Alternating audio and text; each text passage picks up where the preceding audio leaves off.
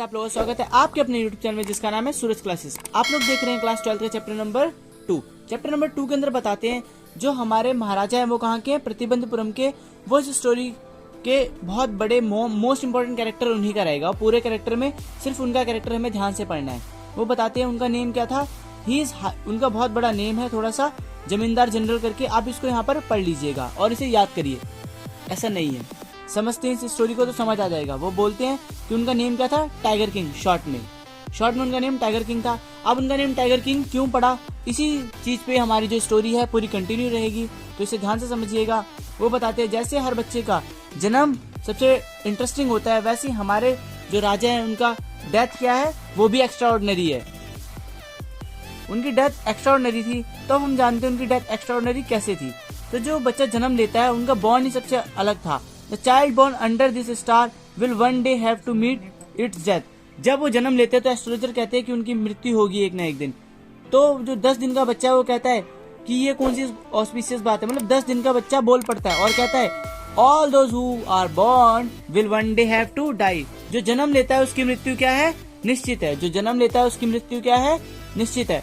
इस पर एस्ट्रोलॉजर सोच में पड़ जाते हैं और वो बच्चा कॉन्फिडेंटली बोलता है कि अगर आप एस्ट्रोलॉजर हो तो आप मुझे बताइए कि मेरी मृत्यु होगी कैसे। तो सारे के सारे एस्ट्रोलॉजर, जो मेन चीफ एस्ट्रोलॉजर था, वो क्या करता है, took his finger of his nose. अपनी फिंगर नोज पे रखकर क्या करता है, fix his eyes upon the little princess. बच्चों की आंखों में देखना, बच्चे के ऊपर फोकस करना शुरू करता है और बताता है यहाँ पर the princess was born in hour of bull. मतलब वो बुल राशि के टाइम पे जन्म लेता है। तो बुल और टाइगर क्या होते हैं, एनिमीज होते हैं। तो उसकी मृत्यु किससे होगी, उसकी डेथ कंफर्म है किससे होगी, टाइगर से होगी।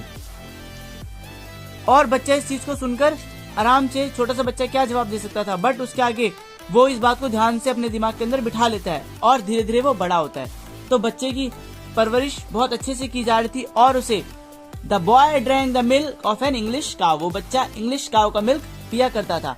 जब वो 20 ईयर्स का हुआ तो स्टेट ने उसे रूल्स के हिसाब से किंगडम का क्या करा, किंग बना दिया। और जैसे उस राजा बना, उसने राजपाट को संभाल लिया। धीरे धीरे राज्य को बड़ा करने लगा।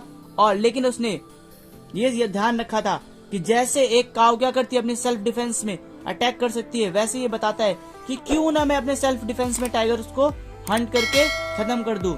और फाइनली वही हुआ। The Maharaja start out on a tiger Hunt. उसने टाइगरों का शिकार करना शुरू कर दिया और महाराजा बिना डरे सबसे पहले उसने प्रतिबंधपुरम में रूल लगाया कि कोई भी हंटिंग नहीं करेगा, सिर्फ ओनली ऑन हंटिंग ऑन करेगा द महाराजा ऑफ प्रतिबंधपुरम।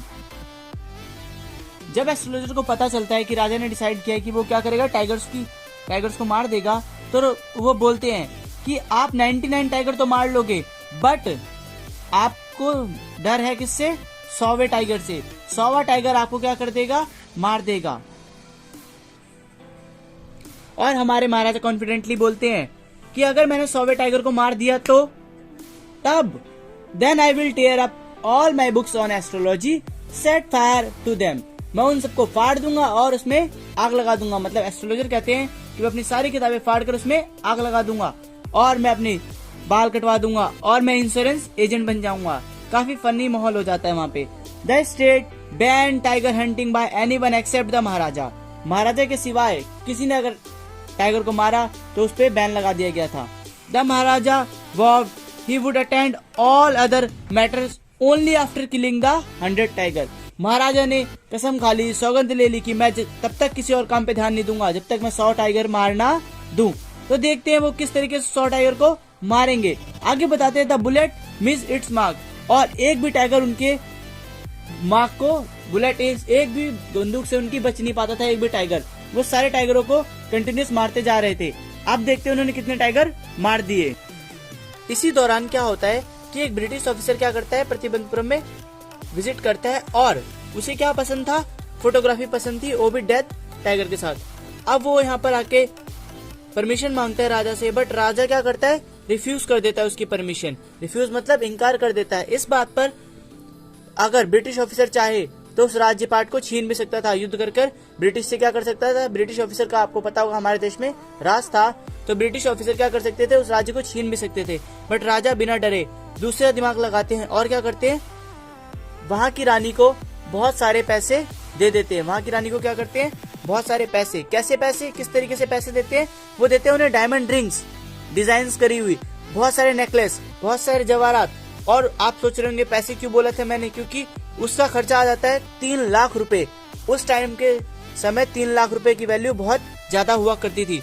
और लेकिन राजा ने अपना जो मिशन था 100वें टाइगर को मारने का, उसके ऊपर काम करते रहे। 10 years he was able to kill 70 tiger. और फाइनली उसने 10 साल के अंदर 70 टाइगर्स की। और फिर 70 टाइगर मारने के बाद उसके राज्य में टाइगर पूरी तरीके से खत्म हो चुके थे। काफी दिन तक उसने हंटिंग करी, सोचा एक भी टाइगर मिल जाए, पर एक भी टाइगर नहीं बचा था। अब उसने दीवान को बुलाया और दीवान को बोला, आई वॉन्ट मैरी, मैं क्या करना चाहता हूँ, शादी करना चाहता हूँ। अब आप लोग सोच रहे होंगे क्या अभी तक उसकी शादी नहीं हुई? नहीं, अभी तक उसकी 2 शादियां हो चुकी थी, बट वो 3rd शादी करना चाहता था, वो भी ऐसे राज्य में जिस राज्य के अंदर क्या हो, बहुत सारे टाइगर्स हो, ताकि वो उनको हंट करके अपने टारगेट पूरा कर सके। फाइनली उसने देखा और उसके जो दीवान साहब थे उन्होंने इन्वेस्टिगेट किया और पता लगाया कि एक गर्ल है जो मैरी करना चाहती है और वो कहां से बिलोंग करती है, the royal family of a state with a large tiger population. उस राज्य में क्या है, बहुत सारे टाइगर हैं। अब उसने फाइनली, आपको पता है क्या करेगा हमारा टाइगर, एक्सेप्ट कर लेता है और वो शादी कर लेता है। शादी के बाद वह विजिट करता था वहां पर और एक बार में कम से कम 5 से 6 टाइगर मारकर ही आता था। अब उसने आपने देखा कि the Maharaja anxiety reached a fever pitch when, जब उसने 99 टाइगर मार लिए, उसका 100वां टाइगर रह रहा था, बस जस्ट एक टाइगर बचा हुआ था और उसने अभी तक बहुत मेहनत से 99 टाइगर मारे थे। अब वो एक टाइगर की खोज में लग जाता है और फाइनली वो देखता है कि दोनों राज्यों के अंदर, तीनों राज्यों में, चारों राज्यों में कहीं पे भी टाइगर नहीं बचा था। इस चीज को लेकर राजा बहुत परेशान हो जाता है और राजा क्या कहता है कि अगर उस राज्य में एक टाइगर मिल गया तो मैं वहां के लोगों का टैक्स कम कर दूंगा। The Maharaja announce a 3-year exemption of all taxes. 3 साल तक के लिए सारे कर माफ कर दूंगा अगर एक भी टाइगर वहां मिल जाता है।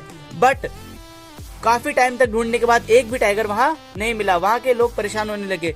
राजा ने गुस्से में अनाउंस किया कि क्या करेंगे, अब हम वहां का कर बढ़ा देंगे और डबल लैंड टैक्स, अब उन्होंने क्या कहा, डबल टैक्स लेंगे। इस बात पर राजा का राजपाट भी जा सकता था क्योंकि उस टाइम पे the Indian National Congress party आ चुकी थी। The dewan went home. अब दीवान सोचने लगता है क्या करे और उसने फिर फाइनली सोचा कि अगर ये सब चीजें हुई तो हमारा राजपाट खो सकता है। तो उसने अपने समझदारी के साथ फटाफट से वहां पर क्या किया, एक शेर को पकड़ लाया। कहां से, पाराकिन मद्रास। वो पाराकिन मद्रास से एक टाइगर ले आया और उसने अपने घर के अंदर उसे छुपा लिया। एट मिडनाइट उसने सोचा उसे क्या करते हैं, मिडनाइट के बीच में हम जंगल के अंदर डाल देंगे। और वैसा ही हुआ, वो कार के द्वारा छुपा के ले गया दीवान शेर को और उसने क्या किया, उसे जंगल के अंदर छोड़ दिया, जंगल के अंदर डाल देंगे। और वैसा ही हुआ, वो कार के द्वारा छुपा के ले गया दीवान शेर को और उसने क्या किया, उसे जंगल के अंदर छोड़ दिया। और राजा ने आखिरी में उसे कैच कर लिया। कैच करने के बाद राजा ने उसे शूट किया और देखिए जैसे उसने शूट किया वो टाइगर गिर गया और राजा बहुत शाउट करते हुए, शोर मचाते हुए खुश हुआ और उसने बोला, I have killed the 100th tiger. उसने 100 टाइगर को मार लिया है। बट जब वो चला जाता है अपनी कार के अंदर बैठ के, तो जो हमारा हंटर होता है, शिकारी होता है, वो जब उसके पास जाके देखता है तो देखता है कि क्या हुआ है, कि टाइगर तो मरा ही नहीं है। टाइगर सिर्फ क्यों पड़ा हुआ था जमीन पे, क्योंकि वो गोली के निशान की, गोली की आवाज को सुनकर बेहोश हो गया था। वो गोली की आवाज को सुनकर बेहोश हो गया था। इस बात पर उसने सोचा, हंटर ने, अगर राजा को मैंने बताया तो राजा मेरी नौकरी खा जाएगा। और फिर इससे डरते डराते उसने क्या किया, the hunter took aim for a distance. और उसने 1 इंच की दूरी भी बिना करे शूट किया और टाइगर को मार दिया। This time he killed without missing his mark. उसने टाइगर को फाइनली मार दिया। अब राजा सोचता है, जब उसने 100वें टाइगर को मार दिया तो उसे अपनी फैमिली की याद आती है और उसे याद आता है कि उसके बेटे का 3rd बर्थडे है। अब वो 3rd बर्थडे को मनाने के लिए कहाँ जाने वाला था, अपने घर। और फिर सोचता है उसके लिए कुछ अच्छा सा गिफ्ट ले लिया जाए। जब वो गिफ्ट शॉप के अंदर विजिट करता है तो गिफ्ट शॉप पे एक वुडन टाइगर रखा हुआ था और उसने 100 टाइगर मारे थे, तो अभी तक उसके दिमाग में टाइगर ही बैठा हुआ था और वो अच्छा भी लगता है उसे। बट जब वो दुकानदार से पूछता है कितने का है, तो दुकानदार सोचता है ये 2 आना का है। अगर मैंने इसको बताया कि ये सिर्फ 2 आना का है तो मुझे क्या कर सकता है, पनिश कर सकता है। इससे डरते हुए वो बोल देता है कि सर ये बहुत स्पेशल और बहुत अच्छी क्राफ्टमैनशिप के द्वारा बनाया गया है और ये 300 रुपीज का है। राजा खुश होकर उसे ले लेता है अपने बच्चे के लिए और फिर राजा घर जाकर उसके साथ खेलने लगता है। और जब वो खेल रहा होता है तभी अचानक उसके हाथ में क्या होता है, पिन लग जाती है, क्योंकि वो अनस्किल कारपेंटर मतलब एक लोकल से कारपेंटर ने उसे बनाया था। और वो टीनी सिल्वर पिन उसकी फिंगर के अंदर जब लग जाती है तो राजा उस पर ध्यान ज्यादा नहीं देता और उस बच्चे के साथ खेलता रहता है।